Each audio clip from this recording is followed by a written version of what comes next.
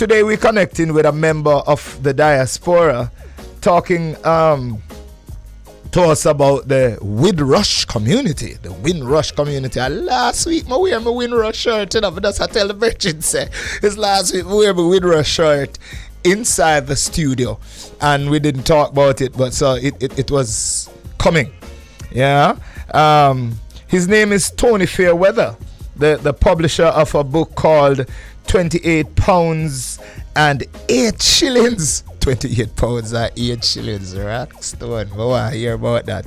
28 pounds, that maybe 28 pounds is a lot. No, man, 28 pounds not enough, man. I'll lick a drop that.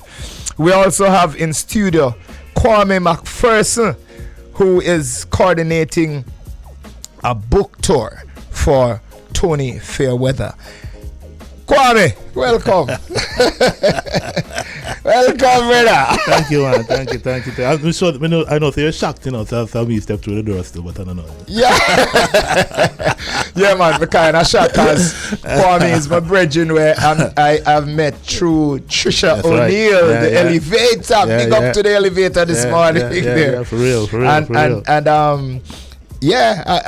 I've seen you at the embassy and certain other places and so forth. And we're supposed to have a talk for real about your book. I know my works, right? Yeah, and your works. I know. But today we're going to deal with Tony Fairweather. With Tony.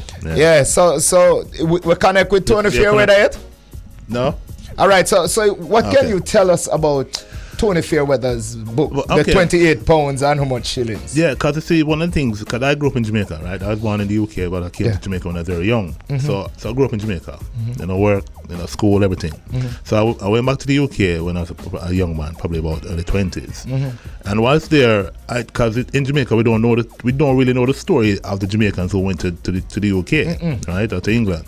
So I know because I have two grandaunt that went to England, but they came back hopping.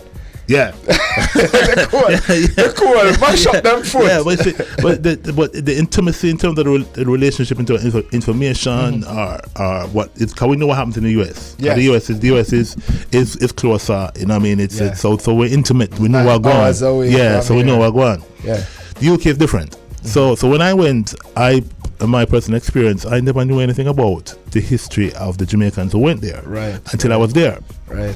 And one of the things I learned was about the Windrush. Okay. So the Windrush was a ship back in the 1940s, I think the 48. They came. So what would happen after World War II? The UK needed to be rebuilt, so they looked to the colonies. You know, like Jamaica was one. And they said to the people, come to the motherland. Back then, that's how. It's the Queen Elizabeth land. Yeah, exactly. That's how it was looked upon, right? So So hold on. So people from all over the Caribbean went, but majority were Jamaicans. So they went. Now, what we don't know, we know that the ship left. What we don't know is the struggles that they had to go through in order to get a foothold in the quote unquote motherland. And so that's why this whole entire thing about the Windrush generation in particular is not well known in Jamaica. And I tell you, when I started to learn about you can't even walk on the street because of color of skin and people attack you, or you can't rent somewhere because they said no what was it, no dogs, no Irish, no wags or blacks, you know what I mean? So it was, so when you started to learn about the racist environment that they had to struggle and survive in, then you come away and say, enough respect. But that story is not known in Jamaica to its fullest extent. So the book tells gives a snapshot. Story. Yeah, gives a snapshot. Well, how comes the English hierarchy or the English prime minister or whoever invited us in, right? And then didn't accommodate us? Yeah. We had to struggle for survival. You know what I mean?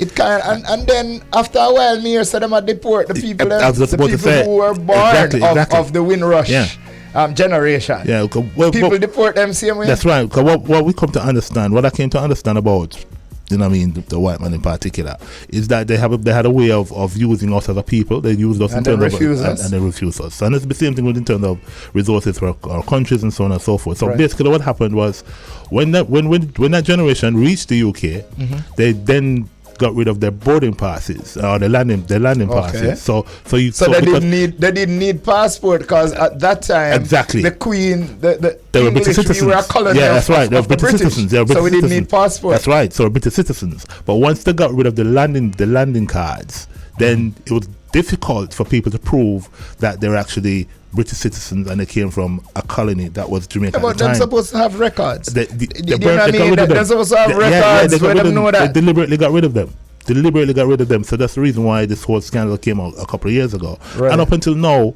there have been no compensation. There's a compensation scheme, but it has been watered down so much that people have got, and so complex and bureaucratic that a lot of people have passed on and haven't been compensated for that time. Well, where them youth supposed to be can be compensated.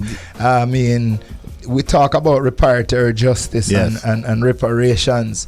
That is one of the aspects of our lives that needs to get reparatory justice, because you can't have your country mash up and you send for us to build it up. Yes. And then we had to go through all sort of things in order to survive, Yeah. And to build your status quo for make it look a certain way. You end up deporting our family, deporting the families that were born of the Windrush. Exactly. Yeah? And like I said, so the struggle has continued. Struggle has continued.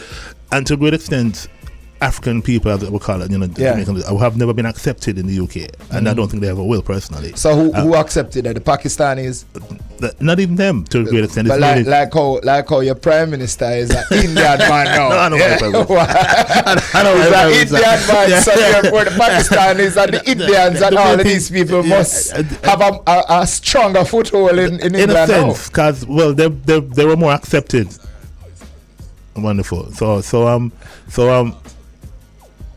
okay, cool. So to a certain extent, because the one thing I realized living in a white man country for a period of time, they would accept you for as long as they're going to accept you. Well, Musa did say, it's not good to live in a white man country. I always have that in the back of my mind. Trust me, that's why I had to leave. If you're black, dress back, but if you're white, it's all right. There you go. So there were particular incidences, for example, that I remember off the top of my head, which it was because I lived in Jamaica at the time, but I didn't hear about them. So, for example, there was a New Cross fire where 13 black children died, and up until this day nobody has been charged, because there was a deliberate burning down of young people who went to a party. Somebody threw a fireball, a buckle bomb through a window, and next thing you know, 13 young people died. 13 young black children died. So living in Jamaica at the time, it probably came on the news, but it was no significance, because like I said, it was so far apart. And then so most likely somebody who didn't want those black children to party. Racism, trust me, racism. Like I said, I think it's one of the best kept secret in England. I'm telling you, because I know that race. Everybody, when you see them, them white, them give like a smile, but you can see the plastic all over it. Exactly. You know what I mean? So even though they are very polite and do you want some coffee or do you want some tea and all of that, but deep down under that is a serious racism, and it's worse now, especially since they come out of Europe. So that means Europe doesn't have any governance over them to a great extent. So it's now, you can see it now happening much more than what it used to be when they were in Europe. So so hold on, black people in England, I mean, how big they can get? It's, as a matter of fact, I noticed the dread who deals with the seasoning. Levi Roots. Levi Roots told me that the Queen sent for him to have tea with her. so when the Queen accepts you in her residence to have tea with you, have tea with you. What does that mean? How can I say this? To being tactful and diplomatic. There's a few people who actually will get that opportunity. You know what I mean? It's almost like you have gatekeepers. You know? So there's few things. So like I said to you, what Levi did was phenomenal, because he came up with a sauce that was you know, he did what he did with the sauce. So a white man sees and says, you know, I can capitalize on it, as well as elevating a the white black man sees. Yeah, and as well as elevating the he black man. He went to the Lions then, and which is what happens when what one has to do. Hold on. Yeah. Do we have Tony on the phone? Tony. Hello. Hey, Tony. Hi, Tony. How are you doing? Can you hear me? Yeah, I can hear you. Okay. Hello there, Kwame. Hey. What's up, T? I'm good. You know, I'm calling you T because I'm Tony too. Oh, that's why he's so good looking. Yeah, man. So tell us about this book that you have written, Tony. Tell us about this book, 28 pounds and how many shillings. What does that mean, really? This is the book. 28 pounds, 10 shillings. 28 pounds and 10 shillings. It's a big, thick book. How many pages? It's 200 and something pages. 200 and odd pages. Yes. That's a lot you've talked about there, man. It's that's how much people paid to go on the Windrush ship in 1948. 28 pounds and 10 shillings for a basic ticket. Yeah. From Jamaica to London. Hello? Yep. And the book is set on the journey over. It gives the backstory of how people sold their pigs and their goats and their tools to get that 28 pounds. In today's money, that's 600 pounds. To get on that boat to get to London. Yeah. And you got to remember why people were going. A, we were invited by the King of England. Yep. And B, it was after the war, when England were on its knees and they needed people to come and build up the country, because a lot of people died in the war, including our own brothers and sisters from the Caribbean and Africans. And we came over to earn money to send back home, because there was a tropical storm in 1948 which devastated the crops. What, 1951 star? The 1948 too. There's one in 1948. Okay. That really messed up the crops, and people were still suffering from the war because trade was lacking because of the war. Yeah. Okay. And there were great opportunities in London to earn a lot of money. Yes. And you could send that back and feed your family and buy land and do a lot of things. Just like what is happening today with the Western Union. Yes, exactly. So people got on that boat and they came to London, and some children got left behind. Some were sent for later. Some women and men were sent for later. Yes. But no one's told the story of what happened on the boat. And I interviewed, luckily, 4 people who are actually on the Windrush ship. What? That's good, man. Yeah. And other people who came on the boats afterwards, and they all told me some funny stories, some sad stories, but there were stories that haven't been told. And I put that into my book. So it's a historical fiction book. It's part my imagination, part fact. Right. And there are some things I had to leave out because they were so salacious. I had to leave them out. So can you tell us some of those things now? Well, let's put it this way. I was talking to a 96-year-old woman who came over when she was barely 16, 17. Oh, wow. And she met one of the troop carriers, the English soldiers. And things happened.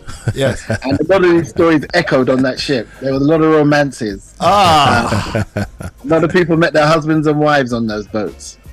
Yes. And some people had to get married very quickly after they got off the boat. Right. Right. That's a part of it. So Tony, tell me something. Are you Jamaican? Jamaican parentage. My people are from Portland. I was born in London. Oh, you were born, but have you been to Jamaica many times? Oh, I've been going to Jamaica since I was 18. So you have a good idea of the liberty in Jamaica and in foreign. I'm a regular visitor to Jamaica. I know it well. I've watched the developments. More so, I've watched the highways come along. I'm so happy for that. That journey across from Kingston to Montego Bay, I tell you, right up and down them gullies. Yes, yes. We get rid of the Fern gullies and all of those Lancaster and all of those places that always keep us a long time from getting to Ocho Rios and to Montego Bay. That's right. So and we are building one from Kingston to Mandeville now, and from Mandeville we'll connect that. So we have the whole country connected. Good. It's about time. Yes. No, I see Jamaica as my home. That's where my people. I was born in London, but when I stepped into my house, I stepped into Jamaica. Patois was spoken. It was Caribbean food. My uncle and aunts came with their food, and and my cousins and that. We all spoke Jamaican. But when we left the house, we spoke English. Yes. So you're aware. Tell us, Tony, how is the Windrush generation surviving in England now? How is it? Because I heard the other day that they wanted to deport some of the Windrush family out. They want to deport some of them here in Jamaica. And they have deported people. They have deported them. They have done that. Yes. Unfortunately, and no redress. Nothing came of that. Well, what's happened was the government brought in a new law that people had to register who hadn't registered before. Okay. And then they gave them a deadline, and if you didn't meet that deadline, then you were seen as a legal immigrant and you were deported. Okay. Some people were in their 80s, 90s, and they just didn't get it, or they didn't bother. And there was a knock on the door one day, and people were sent, literally bundled up into a van, taken to the airport, and put on a plane back home. It was disgusting. Some people lost their minds. Some people lost their houses, their jobs. They were separated from their family. Some people were walking the streets of Jamaica, destitute. So I was talking to Kwame about that, and saying that there should be a record of those people that came on the Windrush ship. So time should not have been lost there. Our paper should not have been lost. You're supposed to have a paper trail. I can go into a British museum and see the Magna Carta. I can see Henry VIII's wives. I can see all these papers from 1817, 1550, but I can't see papers from the Windrush ship from 1948. Now, so they deliberately get rid of that. There you said it precisely. So they just used us, abuse us, and then refuse us. Well, that's the country I live in. There's a history of doing that. One good thing about using, if you can't be used, you are useless. Well, we know what sort of country we're living in. So we know the system. I heard you talking to Kwame about what happens over here. Yes. Sometimes you have to work the system to your own advantage. Yeah. My parents came over. My dad came over in the Second World War and fought in the Second World War. So your parent was a Windrush family. That's right. Yes. And they taught us to know this is a white man's country. Yep. And they might give you a British passport, but you are black and you are African and you are Jamaican. Yeah. And that was taught in my house. And know the system and how to use it. Yeah. And the system was used against us and some of our people to deport us, but we've used that system back against the government to stop it. They've stopped deporting people now, and we're going for compensation to people who have been compensated. Right. That is good. That you have used the system to stop the deportation of Jamaicans or of Caribbean people, and working on reparatory justice now, because the people supposed to get reparations from all of that they have been through. Yep. Yes, they should do, but we haven't had reparations from slavery, that human trafficking era of our life. So waiting for reparations from this is going to be a very long time. Long time. Part of the book touches on what happened in Jamaica and the slavery and why some people have blue eyes, etc. in Jamaica. We talked on that part too. I did my research into the master's blood within us, handed down to our sisters, our forefathers, our grannies, our grandmas, and on to us, and why some of us look the way we do. So there's a whole story that needs to be told about our history that is not being told, and I'm hoping that my book will readdress some of that. And show the topic of it alone is interesting. 28 pounds and 10 shillings. What it is, and that's why I want to come to Jamaica and spread the work. I'm working with Kwame sitting next to you. He's doing a fantastic job setting up my tour, my book tour, and we'll be coming out there and meeting the people of Jamaica all around the island, And I'll be doing book readings and discussing what's going on in London, discussing the book, discussing the history and how it all connects, and talking to some of those people who were left behind. We used to call them barrel children. They were left behind. Well, you've made a good start. You have made a good start here on Bridge 99, where we connect to the whole diaspora. That is why we're named at the bridge, because we connect to all the others outside of Jamaica and Jamaica. So you have made a good start. You have set a good foundation. It's just to follow through, and we'll be working with Kwame. Yeah, man, definitely. Yeah, man. Kwame's the man. Yeah. We definitely want to know. The half have never been told, and we want to know that half. In my lifetime, we might not get reparatory justice, but we can set the tone so that the future generation can get it, because Marcus Garvey did not reap all the benefits of his thoughts, of his philosophy, of his ideas, but we are reaping the benefits of it. So we have to do it whether we're going to benefit or not. I mean, we have to just feel good about ourselves, setting the foundation and letting the others come and follow through. Yes, definitely. Yeah, that'd be great. Well, I hope when I get over there, I can come into your studio and have a conversation with you face to face. Yeah, man. When you get to Jamaica, you find the bridge. We'll find the bridge and find Rasperience. We'll talk to you again about the book tour. Yeah. Yes. The May 19th to the 30th of May, I'll be in Jamaica under the guiding hand of Kwame sitting next to you. Right. May 19th to the 30th. 31st, yeah. To the 31st. Yeah. 31st of May. We're looking forward to see you. We're looking forward to see you, Tony, and to have other discussions about the book and the part of the history that we don't really know of. I mean, the Windrush situation, we are just hearing about Windrush recent times. As I was saying that I wear a shirt last week that marked Windrush. I got that from somebody in I think some European country. Some white guys that gave that shirt to me, gave me 2 of them. You know what I mean? I was asking, what about Windrush? but then I get to understand it more and more, and I'm very interested in learning more about, how my foreparents were taken away into the motherland, as they call it, but they were actually in mental slavery still. Yep. Oh yes, it was very tough. There's a whole story to be told about what happened in London when they arrived here, because they faced a lot of hardship, and we need to share that story, because some Jamaicans have the impression that it was all milk and honey. The streets were paved with gold over here, and we made loads of money and we're living large. We wasn't. Our parents had a hard time. Yeah. Right.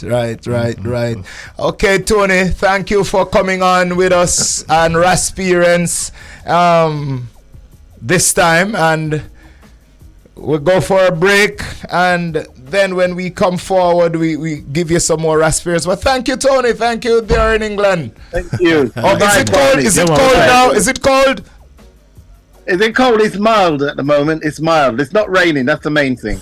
Okay, right. Well, welcome when you come to Jamaica. Yeah, man. I can't wait. Get the rum ready. I'm coming. All right, respect. All right. Yeah, man. That was the writer of the book. £28. 28. What? 28 pounds. 28 pounds and 10 shillings.